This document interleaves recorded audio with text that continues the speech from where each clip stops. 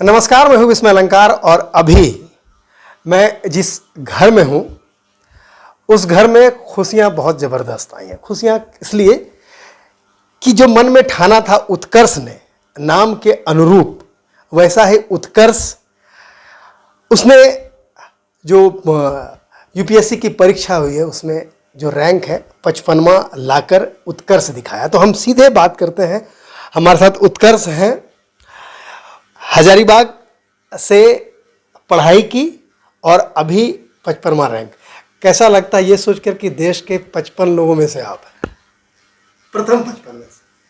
Sir honestly अभी तक मुझे रियलाइज़ नहीं हुआ है। मुझे लग रहा है मैं अभी भी मुझे गूज़बम्प्स थोड़े से आ रहे हैं, लेकिन वो सिंक इन नहीं हुआ है। मुझे लगता है मैं थोड़ा अभी 1-2 दिन और तक और इतना ही खुश रहने वाला हूँ। सर 55 इज़ समथिंग आप सोच नहीं सकते हो, आप बिल्कुल इमेजिन नहीं कर सकते हो। तो मैं ऑनेस्टली तो बहुत खुश हूँ, वेरी एक्साइटेड, वेरी सब। पहले भी आपने प्रयास किया था, सफलता इस बार, पिछली बार भी आप एकदम बहुत नज़दीक पहुंच गए थे। तो क्या लगा कि क्यों पिछली बार नहीं, इस बार थोड़ा सा ठीक, क्या इस बार बेहतर हुआ था? सर ऑनेस्टली फर्स्ट अटैम्प्ट था मेरा, और यूपीएससी के प्रोसेस में आपको बहुत सारे सब्जेक्ट्स के बीच बैलेंस करना होता है। मैंने टाइम बैलेंसिंग ठीक से नहीं करी थी, तो मेरे सब्जेक्ट्स में वो डेप्थ नहीं था। जो मुझे सेकंड चांस मिला तो मैंने वापस उन टॉपिक्स को विज़िट किया, अपने नोट्स और अच्छे से बनाए। मैं बोलूँगा कि बहुत ड्रास्टिक कुछ अलग नहीं करा, लेकिन उनको बहुत अच्छे से मैंने कवर करने की कोशिश करी, और बहुत सारे टेस्ट सॉल्व की प्रैक्टिस करने के लिए। आपको एक छोटा सा एग्जांपल देना चाहूँगा मैं। मेरे फर्स्ट अटेम्प्ट में मैंने जनरल स्टडीज़ के लिए टोटल 10 टेस्ट लिखे थे। इस साल मैंने सर 25 टेस्ट लिखे। तो इससे थोड़ा टाइम झोंका, मैंने थोड़ा एफर्ट लगाया, और आइटरेटिवली ओवर टाइम तो इम्प्रूव होता है। तो वो सब चीज़ें सब मिला करके फाइनली। सुना है कि आपने व्हाट्सएप वगैरह सारा सोशल मीडिया से दूरी बना ली, दिखा नहीं। सर व्हाट्सएप मेरा लगभग 1 साल बंद था, क्योंकि उससे डायरेक्टली मेरा काम नहीं चल रहा था। It is more of a distraction. मैं टेलीग्राम ऑन था क्योंकि सारे एस्पिरेंट्स वहाँ एक्टिव होते हैं, तो वहाँ पे हमारे एक मैथ्स का एक्टिव ग्रुप है, वहाँ हम लोग आपस में डाउट्स वगैरह शेयर करते हैं, एक दूसरे क्वेश्चन वगैरह पूछते हैं। उसके अलावा सोशल मीडिया मुझे लगा कि ज़्यादा डिस्ट्रैक्शन है देन यूज़, क्योंकि ये एक जर्नी है जो आपको अल्टीमेटली खुद से ही करनी है। आपको खुद से उतना नॉलेज डेवलप करना है, आपको खुद से वैसी पर्सनैलिटी डेवलप करनी है कि आप एक ऑफिसर बन सको। तो आईआईटी में पाँचवां रैंक लाकर विदेशों में नौकरी करने के बाद भी और अच्छा खासा पैसा कमाता हुआ व्यक्ति ये कैसे सोच लिया कि अब नहीं, वापस लौटा जाए, यहाँ कुछ किया जाए? सर मेरी एक अच्छी नौकरी थी बैंगलोर में, 29 लाख का पैकेज भी था, लेकिन मुझे थोड़ा सा डिस्कनेक्ट लग रहा था सर, क्योंकि मैं अमेरिकन मार्केट्स के लिए काम कर रहा था। तो मुझे लगा कि मैं अपना टाइम यहाँ के लोगों के लिए, यहाँ के लिए देना चाहता था।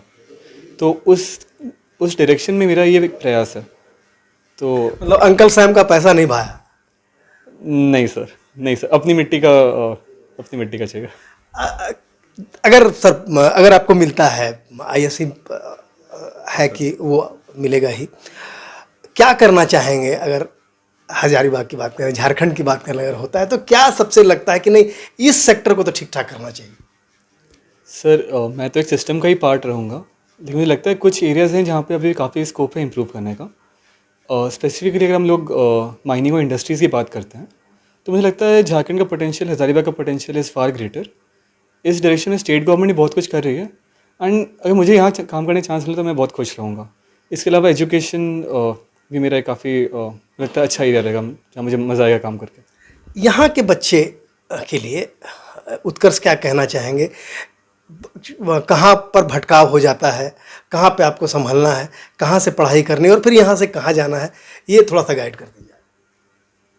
सर मुझे लगता है कि आपका गोल आपके मन में क्लियर होना चाहिए। आप कहाँ जा रहे हैं, आप क्यों जा रहे हैं, क्योंकि कोई भी लंबा रास्ता होता है तो आपके मन में सवाल तो उठते हैं कि इतना मुश्किल है, आप कैसे सस्टेन करोगे। तो आपके मन में वो क्लैरिटी है तो आप कंटिन्यू कर सकते हो। बाकी एक बार आपने डिसाइड कर लिया तो उसको एक लेजिटिमेट एफर्ट देना ज़रूरी है। जैसे मेरा एक बार में नहीं हुआ था, बट मुझे मेरे गैप्स दिख रहे थे कि हाँ मुझे इम्प्रूव करना है, तो मैंने खुद को एक लेजिटिमेट सेकंड चांस दिया।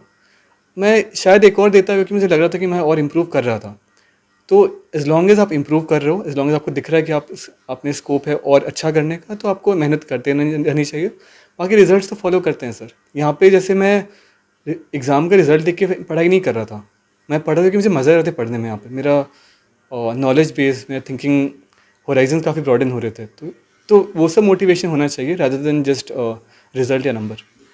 पिताजी का इंजीनियर होना और माँ का टीचर होना, क्या ये बड़ा काम आया कि भाई इंजीनियर तो आप बन गए, अब माँ ने जो पढ़ाया था उस हिसाब से IAS भी बन गए? सर माँ और पापा ने डेफिनेटली एक फाउंडेशन बिल्ड किया। जैसे माँ ने भी अभी बोला था, बचपन से मेरी पढ़ाई में इनका काफ़ी बड़ा कंट्रीब्यूशन रहा है, चीज़ें याद करने में, चीज़ें समझने के लिए। ऐसे पापा का भी मेरा एक जो हार्ड वर्किंग नेचर है, वो सब चीज़ें मुझे मेरे मन में कहीं ना कहीं इम्बाइब हो जाती हैं अगर आप रियलाइज़ नहीं भी करते हो तो। एंड अभी जब मेरा 3 साल का अभी जो जर्नी थी, स्पेशली लास्ट ईयर, तो थोड़ा डीमोटिवेटिंग था मेरे लिए। तो इनका जो सपोर्ट है और गाइडेंस है, ये मुझे sir definitely that was the game changer मेरे लिए। माँ उनकी यहाँ पे है। अच्छा, अभी जो सवाल हमने यहाँ किया था कि माँ का टीचर होना और पिताजी का इंजीनियर होना, ये बड़ा कहीं इस बिल्डअप में लगता है हाथ है। एक पेरेंट्स के नाते तो हम लोग का भी हाथ है, लेकिन मैं इसे बोलूँगी इसके हार्ड वर्क का ज़्यादा नतीजा है। ये मेहनत बहुत किया है। पिछले 1-1.5 साल से लॉकडाउन में घर में था, तो बस हमारे साथ थोड़ा ही समय गुजारता था, बाकी वो अपनी किताबों में और अपने जो फ्रेंड सर्किल थे या टीचर्स थे उनके साथ गाइडेंस में लगा रहता था। काफ़ी मेहनत किया इसने। तो मैं सोचती हूँ मेरा ज़्यादा रोल इसमें नहीं है। इसकी उपलब्धि, इसकी मेहनत और ऊपर वाले के आशीर्वाद है। अब तो जो गोल था वो भी हो गया, जो चाह रहा था वो भी हो गया। अब क्या लगता है, अब तो सारी जिम्मेवारी आप पर आ गई। हाँ, अब मुझे लगता है शायद मुझे अब रेस्ट मिलने वाला है।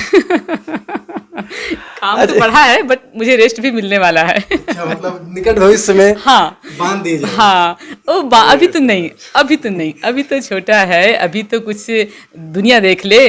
बाकी अभी से इसके ऊपर जिम्मेवारी क्यों सौंपूंगी, उसे स्वतंत्र होकर के घूमने दूंगी, दुनिया देख ले वो, फिर तो बंधेगा ही उसमें। अच्छा सर, क्या मतलब इससे बड़ी खुशी तो नहीं हो सकती कि भाई सबसे मुश्किल परीक्षा और इतने बेहतर तरीके से इसने पास किया है।